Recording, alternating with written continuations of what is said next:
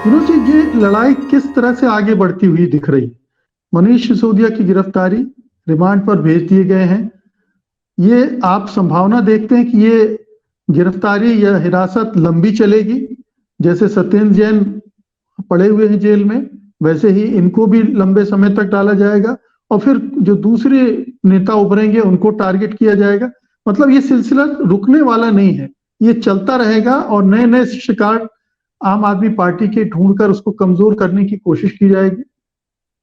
देखिए मुकेश जी, गिरफ्तारी और जेल कितना रहेगी, कब तक रहेगी, इस पर मैं कोई टिप्पणी नहीं कर सकता हूं। मैं सतीश जी के साथ हूं इस मामले में मैं कि सिर्फ जो इसलिए बोल रहा जांच। हूं नहीं इसलिए नहीं बोल रहा हूं कि जो पिछले केसेस हैं उनमें ये ट्रेंड देखा है हमने नहीं जी। नहीं, कानूनी प्रक्रिया के बारे में मैं क्या कहूँ। कोर्ट को डिसाइड करना है। अब 5 दिन का रिमांड मांगा, 5 दिन का रिमांड दे दिया कोर्ट ने। अब वो अब ये रिमांड के बाद वो जुडिशियल रिमांड होगी, कस्टडी होगी। उसके बाद ये लोग जमानत के लिए अप्लाई करेंगे, फिर उस पर क्या फैसला होता है, मिल जाती है जमानत कि नहीं मिलती है, नहीं मिलती है तो हाईकोर्ट जाएंगे, हाईकोर्ट से मिल जाती है। तो ये प्रक्रिया इस तरह तो चलेगी, उस पर हम कोई टिप्पणी नहीं कर सकते। चिदम्बरम को 3 महीने में मिली थी सुप्रीम कोर्ट से, अब इनके साथ क्या होता है ये पता नहीं। लेकिन मैं जो कार्तिकेय ने जो बात कही है, कार्तिकेय ने, मैं वहीं से शुरू करता हूं और सतीश जी ने भी करीब करीब उस तरफ इशारा किया था। और मैं ये बोलने ही वाला था जो कार्तिकेय ने बोला है। ये कई बार एक कहावत है, ब्लेसिंग इन डिस्गाइज। तो ब्लेसिंग इन डिस्गाइज ऐसा होता है कि मनीष सिसोदिया की गिरफ्तारी से पहले आम आदमी पार्टी की खिचड़ी अलग पक रही थी। अरविंद केजरीवाल को यह एहसास तो हो गया था कि अब मनीष की गिरफ्तारी हो सकती है, इसीलिए वो 3 दिन पहले उद्धव ठाकरे से मिलने गए। एक तरह से रीच आउट किया उन्होंने। और सिर्फ उद्धव ठाकरे से नहीं, वो उन तेजस्वी यादव से भी मिले कि कभी लालू यादव से मिलने में उनको संकोच होता था मंच पे।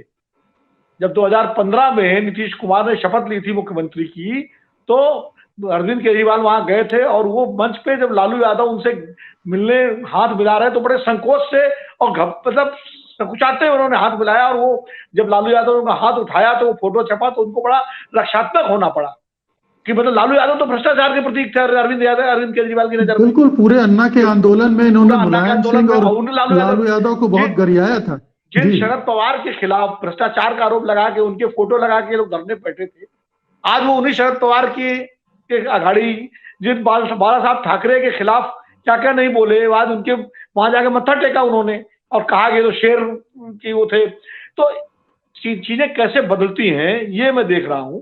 और अब गिरफ्तारी जब हो गई और कल सुबह से कांग्रेस पार्टी के स्थानीय नेताओं ने, दिल्ली के नेताओं ने अपनी पूरी भड़ास निकाली इस मुद्दे पे और कांग्रेस पार्टी ने इसको निकलने दिया ताकि जनता के बीच में मैसेज जाए। उसके बाद जाहिर है, हो सकता है नीतीश कुमार ने बात की हो राहुल गांधी से, हो सकता है तेजस्वी ने की हो, या खुद कांग्रेस पार्टी के अंदर गुड सेंस प्रिवेल हुआ हो। जो कल के भाषण में राहुल गांधी ने कहा कि हमको, प्रियंका गांधी ने कहा कि हमको सबको, सारे विपक्षी पार्टियों को एकजुट करना पड़ेगा। अभिषेक मनु सिंघवी का जो जिक्र किया कि कॉन्स्टिट्यूशनल लड़ाई हमको लड़नी पड़ेगी, सारी पार्टियों को मिलकर सुप्रीम कोर्ट पे चलना पड़ेगा।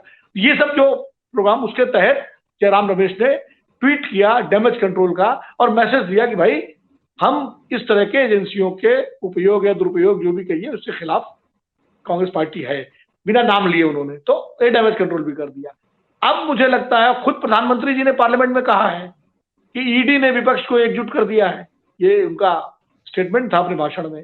तो ईडी और सीबीआई एजेंसीज जो है, अब अगर ये मनीष की गिरफ्तारी लंबी चलती है, मान लीजिए उनकी जेल लंबी चलती है अगर, और अरविंद केजरीवाल के सामने भी कोई चारा नहीं रहेगा कि विपक्ष के बड़े खेमे के साथ अपने को जोड़े, वो जो एकला चलो की जो उनकी थ्योरी थी उससे उनको भी रिट्रीट करना पड़ सकता है।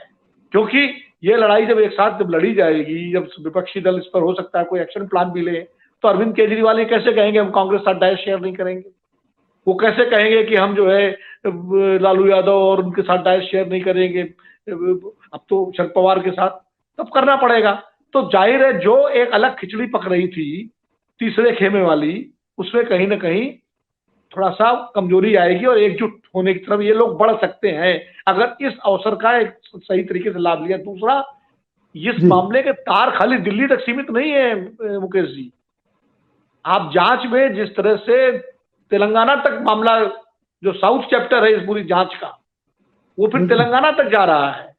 और जो इसके चंद्रशेखर राव वहां के मुख्यमंत्री, उनकी बेटी से एक बार सीबीआई पूछताछ कर चुकी है, कविता जी से।